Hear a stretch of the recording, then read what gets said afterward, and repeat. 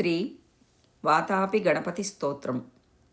బ్రహ్మణస్పతిమవ్యక్తం బ్రహ్మవిద్యావిశారదం వారణాస్యం సురం వందే వాతాపి గణనాయకం.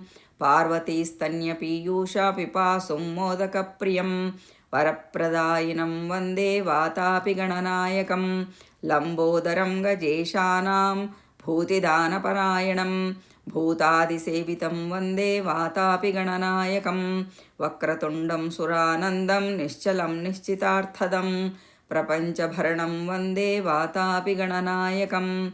విశాలాక్షం విదాం శ్రేష్టం వేదవాङ्మయవర్ణితం వీతరాగం వరం వందే వాతాపి గణనాయకం. సర్వసిద్ధాంతసంవేద్యం భక్తాలాదనతత్పరం యోగిభిర్వినుతం వందే వాతాపి గణనాయకం.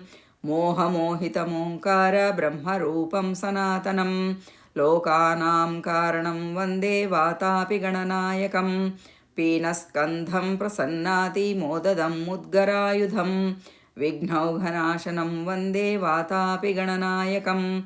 క్షిప్రప్రసాదకం దేవం మహోత్కటమనామయం మూలాధారస్థితం వందే వాతాపి గణనాయకం. సిద్ధిబుద్ధిపతిం శంభుసూనుం మంగళవిగ్రహం ధృతపాశాంకుశం వందే వాతాపి గణనాయకం. ఋషిరాజస్తుతం శాంతమజ్ఞానధ్వాంతతాపనం హేరంబం సుముఖం వందే వాతాపి గణనాయకం. ఇతి శ్రీ వాతాపి గణపతి స్తోత్రం.